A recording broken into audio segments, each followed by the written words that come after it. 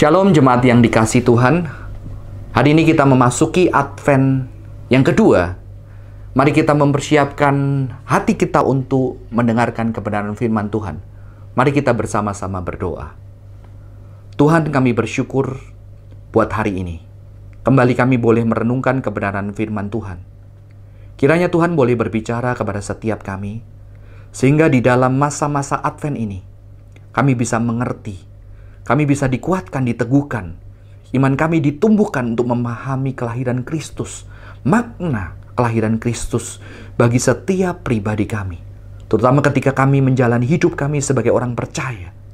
Biarlah kebenaran firman Tuhan itu boleh menuntun setiap kami. Terima kasih Tuhan, berkati setiap jemaat Tuhan dimanapun berada. Dan hamba-Mu yang menyampaikan firman Tuhan ini, kiranya Tuhan boleh memakainya. Di dalam nama Tuhan Yesus Kristus kami berdoa. Amin. Saudara-saudara, hari ini kita akan berbicara tentang sebuah tema menanti Kristus dengan hidup bijaksana. Mari kita membuka Alkitab kita, Filipi 1 ayat 3 sampai yang ke-11. Saya akan membacakan buat setiap kita. Aku mengucap syukur kepada Allahku setiap kali aku mengingat kamu. Dan setiap kali aku berdoa untuk kamu semua, aku selalu berdoa dengan sukacita.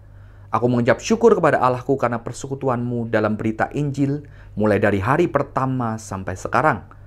Akan hal ini aku yakin sepenuhnya, yaitu Ia yang memulai pekerjaan yang baik di antara kamu, akan meneruskannya sampai pada akhirnya, pada hari Kristus Yesus. Memang sudahlah sepatutnya aku berpikir demikian akan kamu semua, sebab kamu ada di dalam hatiku. Oleh karena kamu semua turut mendapat bagian dalam kasih karunia yang diberikan kepadaku, baik pada waktu aku dipenjarakan, maupun pada waktu aku membela dan meneguhkan berita Injil. Sebab Allah adalah saksiku betapa aku dengan kasih mesra Kristus Yesus merindukan kamu sekalian. Dan inilah doaku, semoga kasih-Mu makin melimpah dalam pengetahuan yang benar dan dalam segala macam pengertian, sehingga kamu dapat memilih apa yang baik, supaya kamu suci dan tak bercacat menjelang hari Kristus, penuh dengan buah kebenaran yang dikerjakan oleh Yesus Kristus untuk memuliakan dan memuji Allah. Menanti Kristus dengan hidup bijaksana. Saudara-saudara, di dalam pemikiran Ibrani, kata bijaksana berbeda dengan apa yang kita bayangkan. Kita membayangkan kata bijaksana adalah mungkin sesuatu yang sejak lahir ada ketika anak-anak diberikan kecerdasan sehingga dia bisa memiliki kecerdasan lebih dari anak yang lain untuk memutuskan sesuatu. Mungkin ada karakter-karakter yang cerdas, kecerdasan secara di dalam banyak ragamnya, berkomunikasi, berelasi dan segala macamnya. Tetapi Alkitab tidak berbicara bijaksana di dalam konsep seperti itu. Kebijaksanaan bukanlah sesuatu yang ada sejak lahir. Ini juga bukan temperamen dan juga bukan kemampuan intelektual yang bisa membuat seseorang memutuskan dengan tepat akan satu hal. Tetapi kebijaksanaan di dalam Alkitab, di dalam pemikiran Ibrani, Yahudi, itu berkaitan dengan yang namanya experiential relationship. Ada satu pengalaman yang dialami di dalam relasi dengan pencipta. Jadi kebijaksanaan dikaitkan dengan pencipta dan ada satu pengalaman berelasi dengan pencipta. Itu. Jadi kebijaksanaan tidak bisa dilepaskan dari Tuhan. Maka dikatakan di dalam Amsal 8 ayat yang ke-22, saudara-saudara, Yahweh atau Tuhan telah menciptakan aku di sini hikmat, sebagai permulaan pekerjaannya, sebagai perbuatannya yang pertama-tama dahulu kala.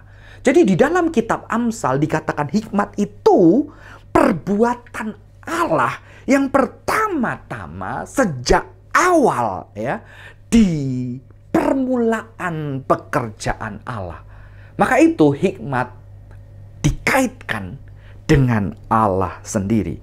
Tidak heran di Amsal 9 ayat 10 dikatakan, permulaan hikmat adalah takut akan Tuhan. Karena hikmat tidak bisa tidak terkait dengan Allah. Jadi kita bisa mengatakan sesuatu kecerdasan, pengetahuan yang tidak terkait dengan Tuhan, itu bukanlah hikmat, saudara-saudara. Tetapi ketika ada orang-orang yang memiliki kecerdasan, keahlian tertentu, apakah dia berarti orang berhikmat?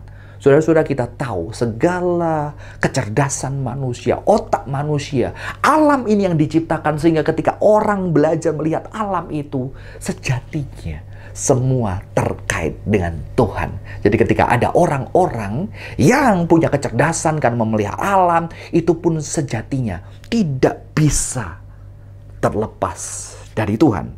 Jadi hikmat adalah sesuatu yang tidak mungkin terlepas dari Tuhan. Tetapi kalau kita melanjutkan di dalam Perjanjian Baru, kita akan menjumpai ayat ini yang berbicara tentang hikmat.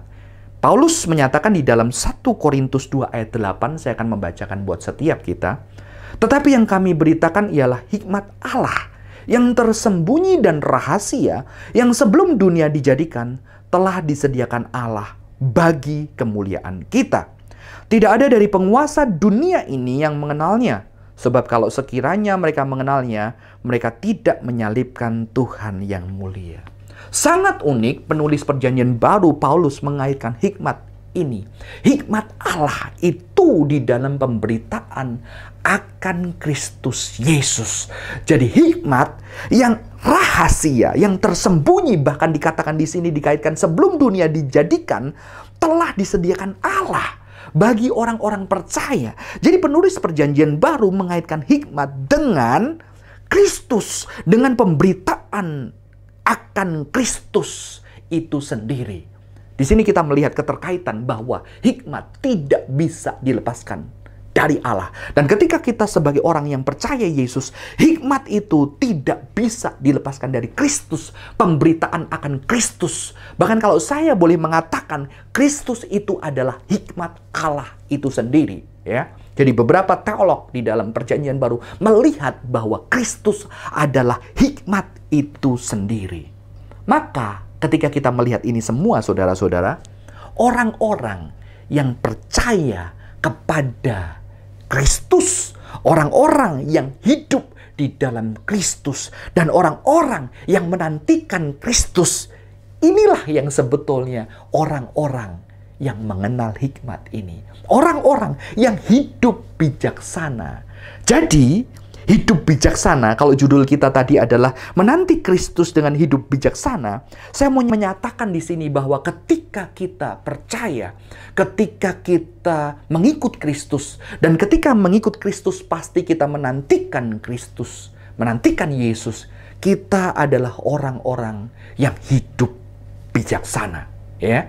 Ketika orang menantikan Yesus, dialah orang-orang yang hidup dengan bijaksana, saudara-saudara. Jadi hidup bijaksana adalah hidup yang percaya, mengikut, dan menantikan Yesus. Dan bagaimana seseorang yang menantikan Yesus? Saudara-saudara, di dalam pemikiran orang-orang Yahudi, hikmat ini dikaitkan dengan Taurat. Maka dikatakan permulaan hikmat adalah takut, kebijaksanaan adalah takut akan Tuhan, adalah permulaan kebijaksanaan. Dan itu dikaitkan nanti bagaimana mereka percaya kepada firman Tuhan, menghidupi firman Tuhan. Jadi hikmat dikaitkan dengan Taurat, dengan kebenaran, dengan terang. Di dalam pemikiran orang Yahudi, hikmat dikaitkan dengan kebenaran, terang, Taurat. Maka di sini saya juga boleh mengatakan bahwa Yesus inilah adalah kebenaran. Yesus inilah adalah terang.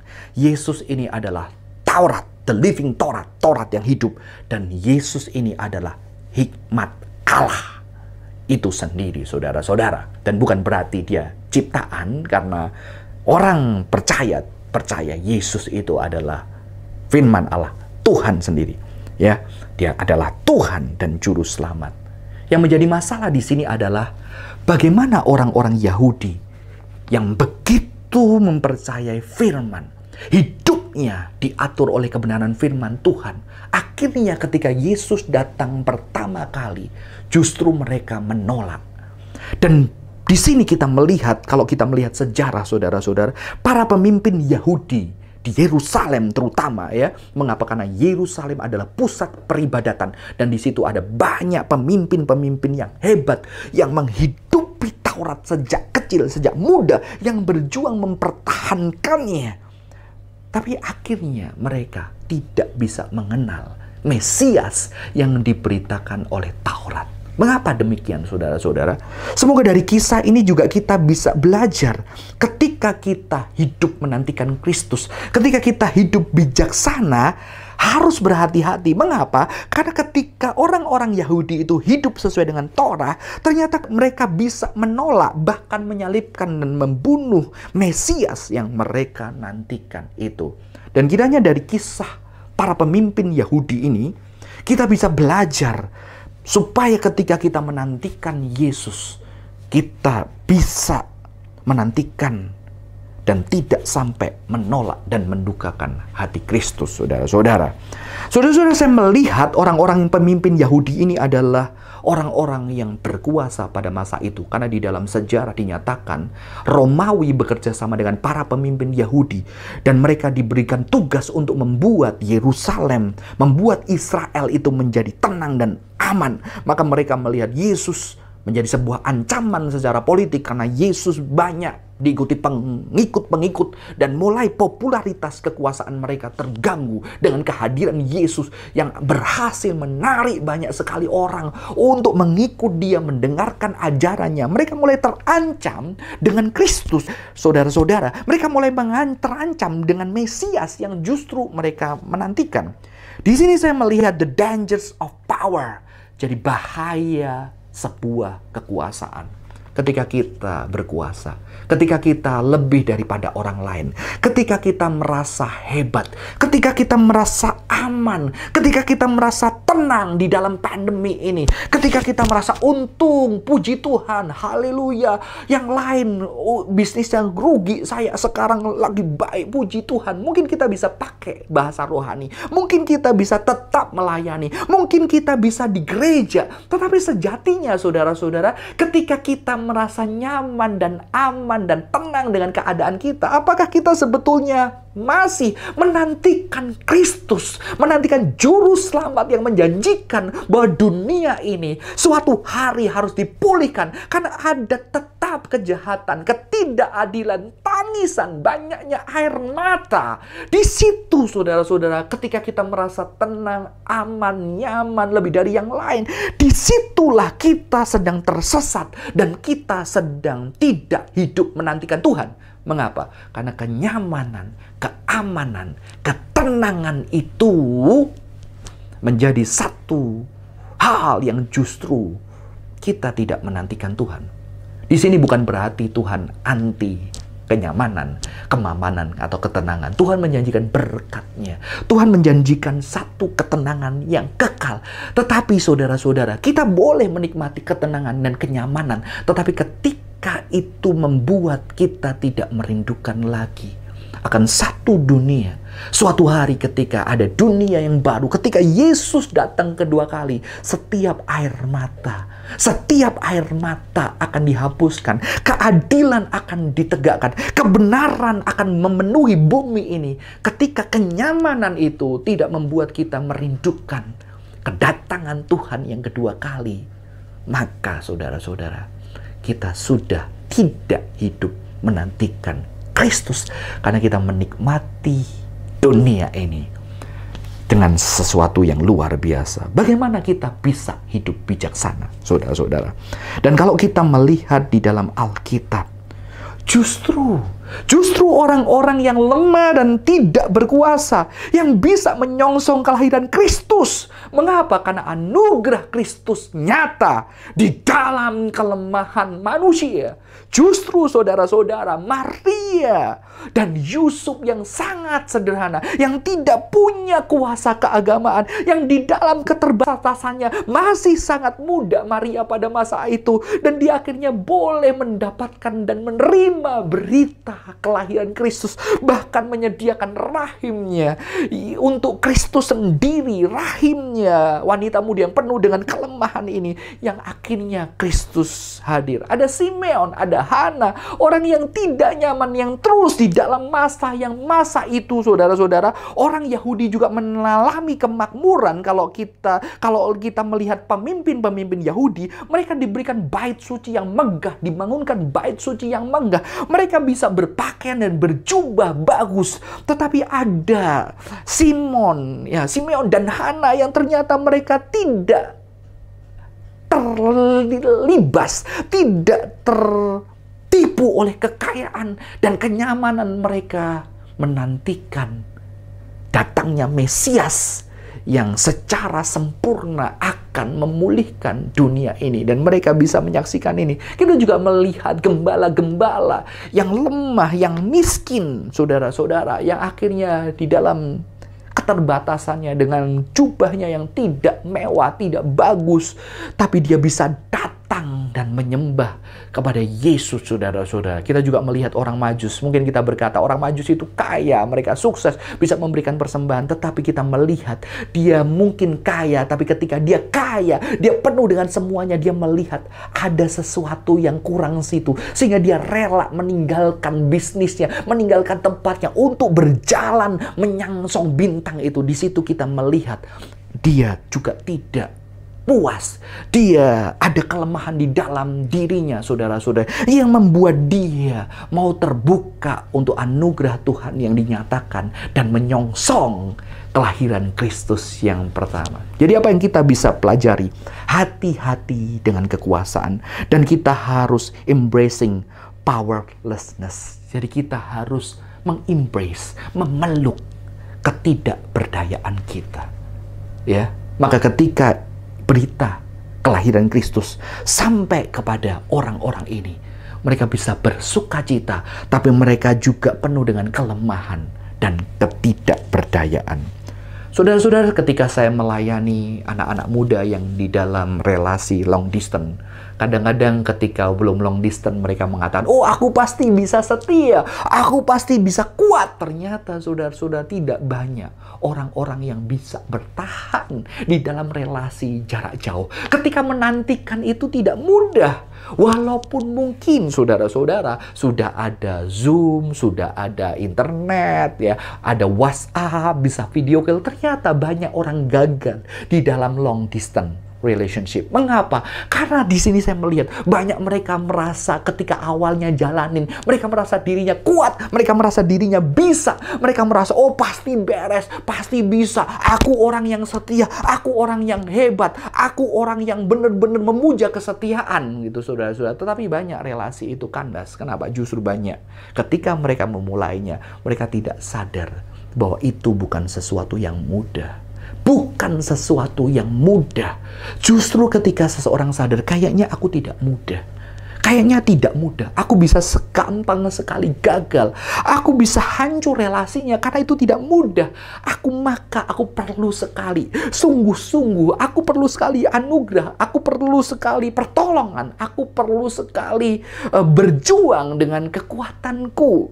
Yang aku tahu itu pun terbatas. Dan inilah saudara-saudara, bukan berarti ketika kita embracing powerlessness, kita berarti tidak mau berjuang, kita nyerah aja, kita nggak berdaya. Tetapi justru kesadaran kita akan terbatasnya kita, membuat kita terbuka untuk setiap pertolongan. Kita terbuka untuk anugerah Tuhan. Dan kita juga bahkan siap di dalam kegagalan-kegagalan kita.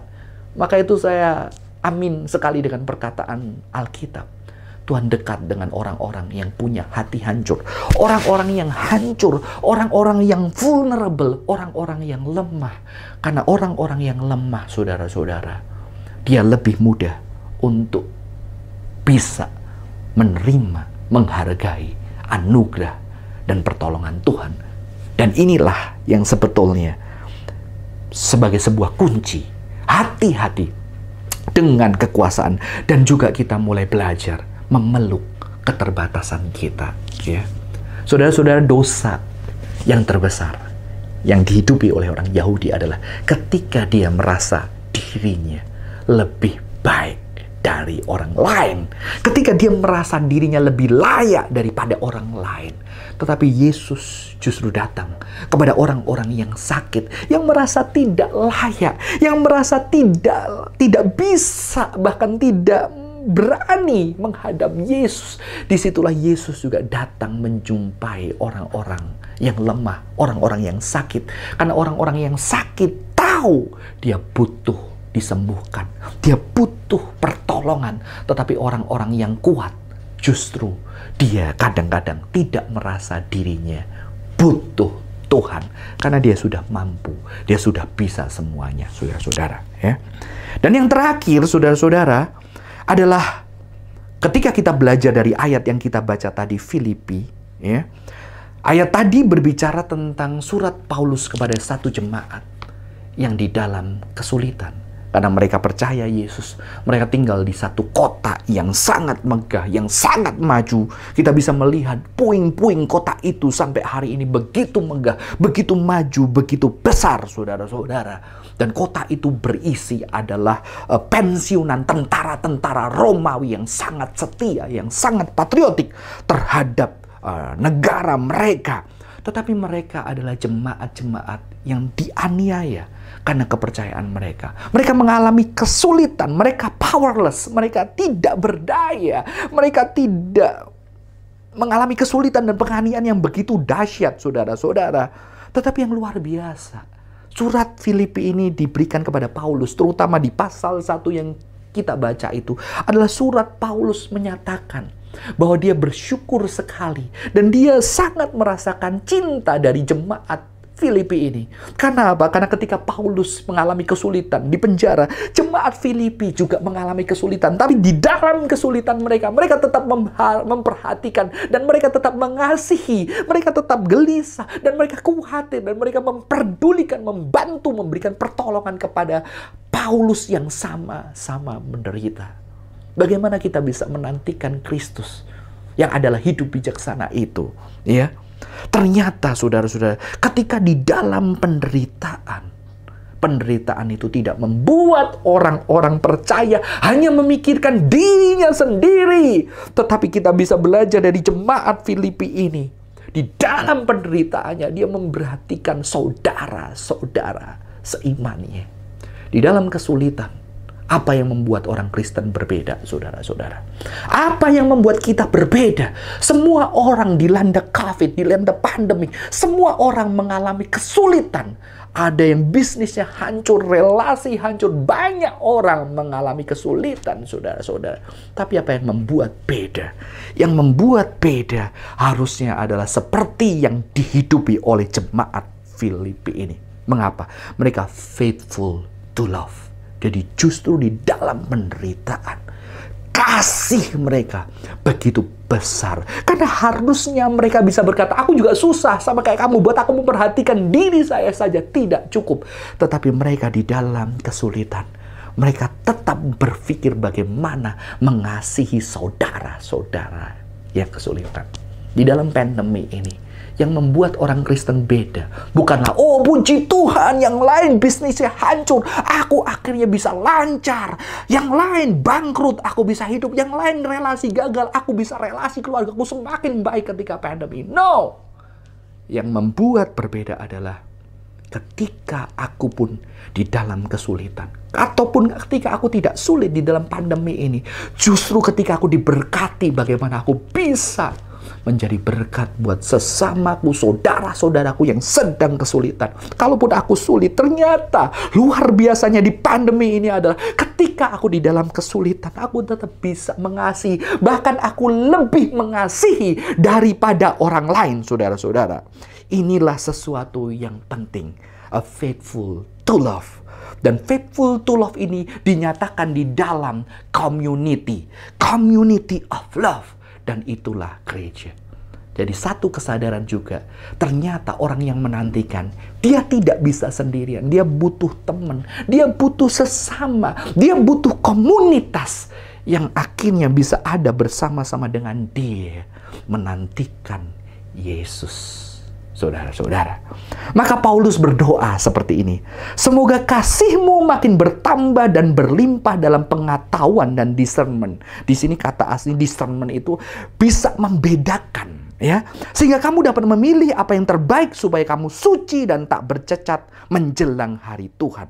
Jadi di dalam praktek kasih mereka, Paulus mendoakan kasih mereka bertambah dan berlimpah. Dan kasih ini bukan teori pengetahuan. Kasih ini adalah sesuatu yang dipraktekkan setiap hari. Dan jemaat ini mempraktekkan kasih itu. Dan mereka menyatakan kasih itu kepada Paulus. Saya percaya bukan hanya Paulus, tetapi sesama jemaat di sana juga saling memperhatikan dalam saling mengasihi. Dan kasih itu membentuk pengetahuan dan kepekaan, saudara-saudara. Kepekaan ketika orang semakin mempraktekkan kasih, mempraktekkan perhatian, hati mereka juga mulai peka, saudara-saudara. Hati mereka, pengetahuan mereka bertambah dalam arti apa? Pengetahuan yang terbesar, pengetahuan firman Tuhan, pengetahuan yang tertinggi adalah mengasihi Allah, mengasihi diri, dan mengasihi sesama. Semakin bertambah sehingga mereka bisa suci dan tidak bercacat menjelang hari Tuhan. Jadi pengetahuan yang tertinggi di dalam kebenaran firman Tuhan. Karena pengetahuan dan hikmat itu tidak terlepas dari Tuhan. Dan hikmat adalah Kristus sendiri yang tertinggi, yang menjadi manusia karena mengasihi. Jadi pengetahuan yang tertinggi, saudara-saudara, menurut kebenaran Alkitab adalah mengasihi. Dan bagaimana kita bisa menantikan Tuhan, ya, yang akanlah hidup bijaksana itu adalah dengan satu hikmat, kebijaksanaan yang tertinggi, mempraktekkan kasih di dalam komunitas, di dalam keluarga, di dalam gereja. Mempraktekkan kasih di dalam kondisi-kondisi apapun. Ketika diberkati, ketika kesulitan, kita tetap mengasihi di dalam sebuah komunitas. Semoga ini memberkati dan menguatkan kita. Mari kita bersatu hati di dalam doa. Kami bersyukur untuk kebenaran firman Tuhan. Biarlah kami berhati-hati dengan kekuasaan. Biarlah kami boleh terbuka dan melihat keterbatasan dan rapuhnya diri kami. Ketika kami menantikan Tuhan, kami mudah sekali jatuh. Sehingga setiap harinya kami butuh anugerah Tuhan yang bisa menguatkan kami, yang bisa membuat kami merindukan firman Tuhan, merindukan kedatangan Tuhan. Kadang-kadang kami juga mungkin terlena dengan kenyamanan, keamanan. Kami tidak peduli lagi kapan Tuhan datang. Padahal ketika kami melihat dengan peka, dunia ini membutuhkan Kristus datang kedua kali, menyempurnakan, menghapus setiap air mata, menyembuhkan setiap luka, menegakkan keadilan di muka bumi. Dan biarlah kami boleh juga di dalam setiap hal, ketika kami diberkati, ketika kami kekurangan, tidak membuat kami berhenti untuk mengasihi lebih lagi. Dan di dalam komunitas kami boleh bergandengan tangan, saling mengasihi. Bahkan kasih itu bisa dirasakan oleh orang-orang di luar komunitas kami. Berkati jemaat Tuhan, berkati setiap kami Tuhan. Di dalam nama Tuhan Yesus kami berdoa. Amin. Tuhan Yesus memberkati setiap kita.